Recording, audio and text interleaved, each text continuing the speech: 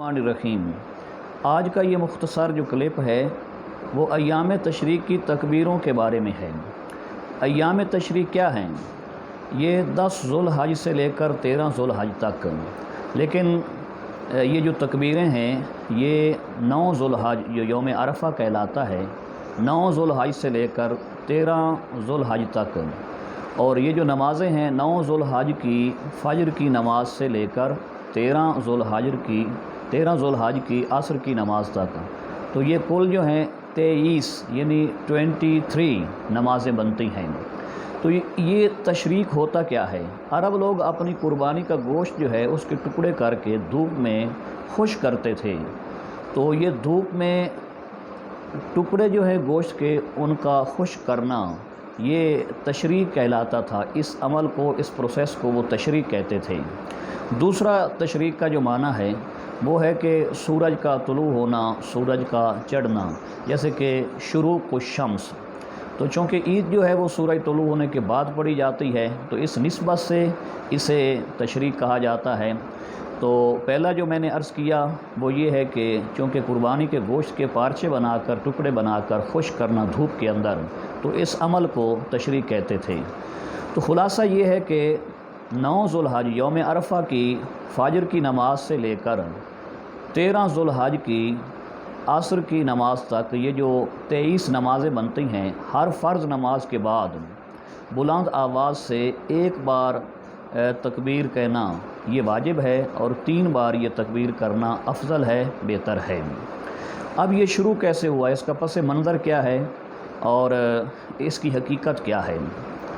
حضور اکرم صلی اللہ علیہ وآلہ وسلم کے جو بڑے دادا جی حضرت ابراہیم علیہ السلام جب امر الہی کی تعمیل کرتے ہوئے وہ حضرت اسماعیل علیہ السلام کی قربانی کر رہے تھے، تو اس وقت اللہ رب العالمین نے جنت سے ایک دمبا بھیجا۔ وہ جبریل امین لے کے آ رہے تھے، تو اللہ رب العالمین کے حکم کی تعمیل جب حضرت ابراہیم علیہ السلام کر رہے تھے، تو جبریل امین اور دیگر فرشتوں نے اس جذبہ اور اس ارادہ کو دیکھ کر یہ کہا اللہ اکبر اللہ اکبر۔ تو جب فرشتوں نے یہ کہا تو زمین پر فرشتوں کی یہ آواز حضرت ابراہیم علیہ السلام نے سنی، تو اس وقت آپ نے فرمایا لا الہ الا اللہ واللہ اکبر۔ تو جو اسماعیل علیہ السلام چھری تلے تھے اور جن کے گردن پہ چھری چل رہی تھی، تو نیچے سے حضرت اسماعیل علیہ السلام نے اس وقت پکارا اللہ اکبر وللہ الحمد۔ اسے علامہ اسماعیل حقی حنفی نے اپنی تفسیر روح البیان سورۃ صافات کی آیت نمبر 160 کے اندر اس روایت کو نقل کیا ہے۔ تو جب اللہ اکبر فرشتوں نے کہا، لا الہ الا اللہ واللہ اکبر حضرت ابراہیم علیہ السلام نے پکارا، اور اللہ اکبر وللہ الحمد حضرت اسماعیل علیہ السلام نے پکارا، اللہ کو یہ ادا اتنی پسند آئی تا قیامت آنے والے مسلمانوں کے اندر اللہ رب العالمین نے اس تکبیر کو رائج کر دیا۔ اب اس کے چند ایک فقہی مسائل یہ ہیں کہ یوم عرفہ یعنی 9 ذو الحج کی فجر کی نماز سے لے کر 13 ذو الحج کی عصر کی نماز تک ہر فرض نماز کے بعد جب جماعت کے ساتھ جو نماز پڑھے تو ایک بار بلند آواز سے تکبیر کہنا اس کے لیے واجب ہے، اور 3 بار افضل ہے۔ تو اگرچہ یہ فقہا نے یہ لکھا ہے کہ یہ مقیم کے لیے ہے اور جو جماعت کے ساتھ نماز پڑھتا ہے اس کے لیے ہے، لیکن صاحبین کا جو فتویٰ ہے اس حوالے سے وہ یہ ہے کہ یہ ہر ایک پہ واجب ہے۔ تو اس لیے چاہیے، بہتر یہ ہے کہ کوئی منفرد یعنی اکیلا نمازی نماز پڑھ رہا ہے تو وہ بھی یہ تکبیر پڑھے۔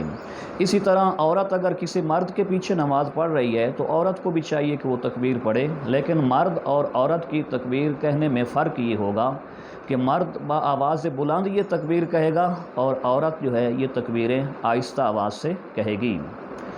تو اسی طرح اگر کوئی شخص نماز پڑھتا ہے، جماعت کے ساتھ نماز پڑھ رہا ہے، اور اسے یہ بھول گیا، امام کو بھول گیا، مقتدیوں کو بھی بھول گیا، تو جب تک وہ مسجد کے اندر ہیں کوئی ایسا کام نہیں کیا جو نماز کو مکمل طور پہ باطل کر دیتا ہے، تو تب تک وہ پڑھ سکتے ہیں۔